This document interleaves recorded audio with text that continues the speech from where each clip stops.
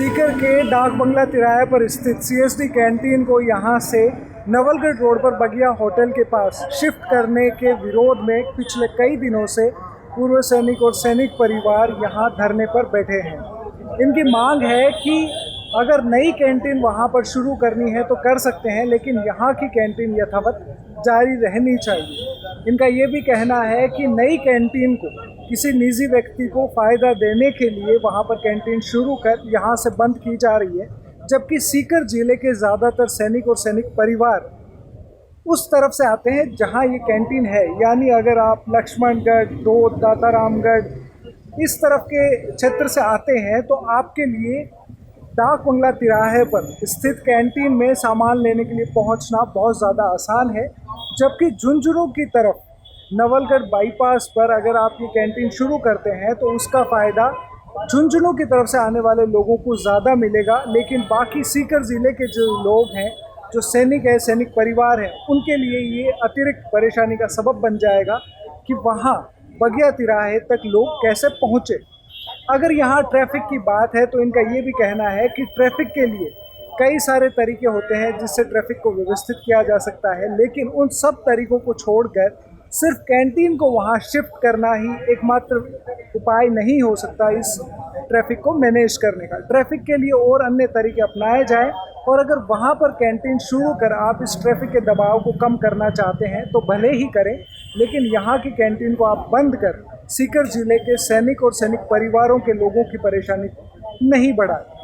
आज करीब 10वां दिन है जब ये धरना चल रहा है, और इस वक्त यहाँ पर कारगिल युद्ध में भाग लिए और महावीर चक्र विजेता नायक डिगेंद्र कुमार भी इस धरने को अपना समर्थन देने के लिए पहुँचे हैं। तो चलिए बात करते हैं और उनसे जानते हैं कि इस पूरे आंदोलन और कैंटीन को शिफ्ट करने के बारे में उनका क्या कहना है। बताएं साहब, आप इस धरना को समर्थन देने आए हैं, आपका क्या कहना है इस बारे में? ये धरना नहीं है, ये खून की बात है कि जो आज से 40 साल पहले से कैंटीन यहाँ चल रही है। 40 साल से तो कोई प्रॉब्लम नहीं थी, आज कैसे प्रॉब्लम आ गई सरकार को? इन कैंटीन वालों को कैसे प्रॉब्लम आ गई? और जो जहाँ पर ये जो यहाँ की इसकी पार्किंग है और यहाँ आने जाने का साधन है, एक बुजुर्ग आदमी है जो ना मोटरसाइकिल चला सकता ना गाड़ी, वो बस में बैठता है और कैंटीन के आगे रुकता है, सामान लेता है और बस में बैठता है, चला जाता अपने घर। तो और रेलवे यहाँ पर है, बस स्टैंड यहाँ पर है, और सोल्जर बोर्ड यहाँ पर है, हर चीज़ की फैसिलिटी यहाँ पर है। ये तो बड़ी कोई साजिश रच के ने कैंटीन को वहाँ शिफ्ट किया गया है, और ये गलत है। और मैं गवर्नमेंट से और सरकार से भी यही कहना चाहता हूँ, कैंटीन के अधिकारियों से भी यही कहना चाहता हूँ कि ये सीकर के 45,000 फौजियों के साथ अन्याय है, अन्याय। और इस अन्याय को हम मिटने नहीं देंगे, ये हमारी गारंटी है। जब 10,000 रुपये कैंटीन लागू है तो आप दूसरी कैंटीन वहाँ कर दो, जिसको तकलीफ होगी वो उस कैंटीन में ले लेगा, लेकिन इसको क्यों शिफ्ट कर रहे हो? अलग से कैंटीन खोल के ने और वहाँ दे सकते हैं। और मैं उस मौका पर जा कर के नहीं फिर यहाँ मीटिंग में आया हूँ, वहाँ पर एक सिंगल 2 गाड़ी भी पार्किंग नहीं हो सकती, 2 गाड़ी भी पार्किंग नहीं है। और यहाँ की जो पार्किंग है उसके चौथे हिस्से की कैंटीन नहीं है वहाँ पर। तो ये सबसे बड़ी विडंबना है कि फौजियों के साथ इतना बड़ा अन्याय किया। और ये आज तो मतलब धरना है, और हम वही फौजी हैं। कर्नल फैसला जब ट्रेन की पटड़ी पार सकता है तो ये फौजी तो 36 कौम के हैं, पटड़ी को ना रेल ही फाड़ देंगे। अगर हमारे साथ अन्याय हुआ तो ये गड़बड़े होगा, और हम चाहते हैं कि राजी राजी काम करो, हम भी आपका साथ देंगे। हमने देश की सेवा करी, आगे भी सेवा करते रहेंगे, लेकिन हमारे एक छोटे छोटे वीरांगना कहाँ घूमेगी? वो कौन से इलाके में कैसे जाएगी उस जगह पर? मैं खुद देख के आया हूँ, वहाँ पर कोई सुरक्षित नहीं है। वहाँ एक्सीडेंट जोन एरिया है, एक तो आगे डिवाइडर लगा हुआ है, कोई जगह नहीं है वहाँ पर, पार्किंग की कोई सुविधा नहीं है। और छोटी सी कैंटीन है, बिल्कुल जैसे कोई छोटी बढ़िया कैंटीन हो, से छोटी सी कैंटीन है। और यहाँ का ऊपर कितना बड़ा है, यहाँ कम से कम 1 बीघा की ज़मीन है, जहाँ 1 बीघा में पार्किंग कर सकता है, और कम से कम 700 गज के अंदर पहले से कैंटीन बनी हुई है। और बता क्या फैसिलिटी चाहिए थी? आपकी क्या मांगे हैं अभी? हमारी मांगे ये है, अगर वहाँ हमें जो हमारी कैंटीन है उसको यहीं रखी जाए। अगर उनको कैंटीन की उस इलाके में रहने वालों को कैंटीन की जरूरत है तो उनके लिए एक्स्ट्रा कैंटीन खोल दी जाए, उनके लिए काउंटर खोला जाए, और मेन कैंटीन यहीं होनी चाहिए। कुछ सैनिकों का ये भी कहना है कि झुंझुनू की तरह सीकर में भी अलग अलग तहसील में और अन्य एक्सटेंशंस बनाए जाएं कैंटीन के। जी ये भी है, जैसे मैं नीम का थाना में है तो हर तहसील ब्लॉक पर होना चाहिए। जहाँ 9,000 सैनिक जिस इलाके में होते हैं वहाँ गवर्नमेंट का भी ऑर्डर है 9,000 से ऊपर सैनिक होते हैं, एक्स सर्विसमैन ऑन सर्विस, तो वहाँ पर कैंटीन खोल सकती है।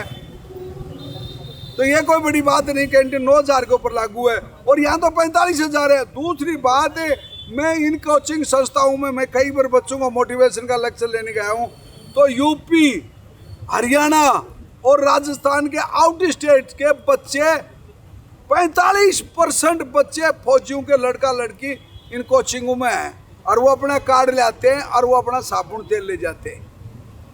तो कितनी बड़ी कैंटीन की फैसिलिटी थी इधर ये सीकर में, और इसको एकदम से ऐसे उखाड़ के फेंक दिया जैसे कुछ भी नहीं। तो ये गलत है और ये धरना जारी रहेगा और हमारी बातों को मानेंगे और हम सरकार में ऊपर भी जाएंगे। हमारी मिलिट्री का जो सब एरिया कमांडर है उनसे भी मैं खुद जा करके मिलूंगा कल और हम बात करेंगे साहब प्रॉब्लम क्या हुई। वहाँ सब चीज़ तो फैसिलिटी है, जो ये कैंटीन को चाहिए वो सब कुछ है। तो आपकी अगर बात नहीं मानी जाती है तो आंदोलन में आगे क्या रणनीति रहेगी? अगर हमारी बात नहीं मानी जाती है तो हमें हमारी कमेटी पूरा डिसीजन लेगी और कमेटी के मुताबिक हम बड़ा आंदोलन करेंगे। पूरे 45,000 फौजी, 45,000 उनके घरवाली और उनके बच्चे, हम सब के सब रोड पर आ जाएंगे और सरकार को लेना देना पड़ जाएगा। मैं ये कहना चाहता हूँ, हम कहीं ऐसे नहीं कि भाई हम 45,000 हैं। जब बात कैंटीन की आती है तो वो और भी हमारा साथ देते हैं। आज यहाँ के सांसद साहब हम कह रहे हैं कि कैंटीन यहाँ होनी चाहिए, यहाँ के जिला परिषद जो भी सबके सब आदमी ये कह रहे हैं। ऐसा कौन होगा वो तानाशाह जो यहाँ से उठाकर वहाँ लेगा? ये तो अन्याय है। इससे बड़ा अन्याय क्या होगा? फौजी साथ में कोई भी चीज होती है तो पूछ के की जाती है, बगैर पूछे क्यों किया? पहले 1 महीना नोटिस लगा था भाई ये कैंटीन यहाँ से शिफ्ट होगी, किसी का ऑब्जेक्शन हो तो वो ऑब्जेक्शन इस डायरी में लिखो। तो हम लिखते हैं कि भाई ये जगह ठीक है या बुरी है, ये तो किसी ने पूछा ही नहीं। 2 अधिकारी मिले और उन्होंने अपना लोभ दे गया पैसे का, या 30,000 रुपये में कैंटीन चल रही थी, वो बताते 90,000 रुपये में एग्रीमेंट हुआ है। वो तो जयपुर का वैशाली का किराया ले रहा है इधर, और यहाँ 30,000 रुपये दे रहे थे 100 बोर्ड वालों को। तो ये क्या है? ये चीटिंग नहीं है तो और क्या है? तो अभी तक आपकी सरकार के स्तर पे या प्रशासन के स्तर पे किसी से वार्ता हुई है? जो हमारी वार्ता अभी तक वहाँ हमारे जो सांसद महोदय ने एरिया कमांडर से बात करी थी, और ये हमारे अध्यक्ष हैं यहाँ के सीकर जिले के, तो ये इनसे बात करो आप डाका जी से। हमारी वार्ता यहाँ के जिला कलेक्टर महोदय से भी हुई है, नई जो लोकेशन है उसके बारे में, क्योंकि वहाँ की जो लोकेशन पे एक्सीडेंट प्रोन जोन है और वो स्टेट हाईवे ने एक्सीडेंट प्रोन जोन मार्क कर रखा है, और उस जगह के बारे में जो उसका निर्माण किया गया कैंटीन की जो दुकान से और शॉप्स का, वो रोड कांग्रेस के नियमों के मुताबिक नहीं है, क्योंकि रोड कांग्रेस के नियमों के मुताबिक जो 20 सेंटर से 50 फुट से ज़्यादा दूरी होनी चाहिए, और वो तो वहाँ पर 50 फुट की दूरी है नहीं। आप जाके खुद देख सकते हो, पार्किंग की सुविधा वहाँ है नहीं। आवागमन की दृष्टि से देखें तो जिले की 98% जनसंख्या उसकी दूसरी तरफ रह रही है। मतलब जो जिले के मूल निवासी सैनिक हैं वो ये नहीं चाहते कि कैंटीन यहाँ की कैंटीन बंद हो। हमारी सबकी मांग है कि कैंटीन पे लोड ज़्यादा है, इसलिए एक्सटेंशन काउंटर होने चाहिए, हर तहसील मुख्यालय पे होने चाहिए। हर तहसील में, जैसे साहब ने बताया, 9,000 से ज़्यादा सीकर की हर तहसील में सैनिक आज के दिन सर्विसमैन, सेवारत और सेवानिवृत्त, इसलिए हर तहसील मुख्यालय पे कैंटीन शुरू की जाए, ये हमारी मांग पहले से रही है। और हम लोगों ने, हमारे कर्नल बुड़क साहब ने ये प्रस्ताव बना के प्रशासन को आज से करीबन 10 साल पहले से लगातार पत्राचार कर रहे हैं, लेकिन अभी तक किसी ने भी उस पर गौर नहीं किया है, ना उस पर कोई एक्शन लिया है। यहाँ तक कि दातारामगढ़ में तो भूखंड भी सैनिक कल्याण विभाग के नाम से आवंटित करवा रखा है, फिर भी वहाँ कैंटीन सुविधा शुरू नहीं की गई। और किराए की ज़मीन, जहाँ पर किराया यहाँ की जगह जहाँ की बजाय 3 गुना ज़्यादा है, वहाँ पर कैंटीन शिफ्ट की गई है, उसका भार किस पे पड़ेगा? यहीं के सैनिकों पे कैंटीन प्रॉफिट से वसूला जाता है किराया। जितना भी जो कैंटीन का स्टाफ है, कार्मिक है, उनकी जो वेतन है वो सारा कैंटीन प्रॉफिट से वसूला जाता है। वो किससे जा रहा है? हमारे पैसे से जा रहा है, और हमारी ही मांग की अनदेखी की जा रही है। जो उन्होंने तर्क दिए हैं वो कोई भी तर्क ऐसा नहीं है कि जिसके पर गौर किया जाए। जिले के सैनिकों की जो कनेक्टिविटी की दृष्टि से देखें कि सबसे ज़्यादा सैनिकों का आगमन कहाँ रहता है, तो वो जगह यहाँ पर है। भौगोलिक दृष्टि से देखें, यातायात के साधनों की दृष्टि से तो वो जगह यहाँ पर है। पार्किंग की दृष्टि से देखें तो यहाँ पर हमारे कर्नल साहब ने और हमने पहले भी कलेक्टर साहब के साथ वार्तालाप करके जो डाक बंगला की जगह के बारे में पिछले कलेक्टर विचल चतुर्वेदी साहब से बात हुई थी। उन्होंने कहा कि हाँ बिल्कुल, जो यहाँ के सैनिक कैंटीन की सुविधा का लाभ लेने आते हैं वो डाक बंगला में पार्किंग कर सकते हैं। तो डाक बंगला में खूब सारी जगह है, ऐसा नहीं है। ये बस दिक्कत ये थी कि वहाँ पर उस चीज़ को रोटेशन में लेके नहीं आए और सैनिक उससे अवेयर नहीं हुए।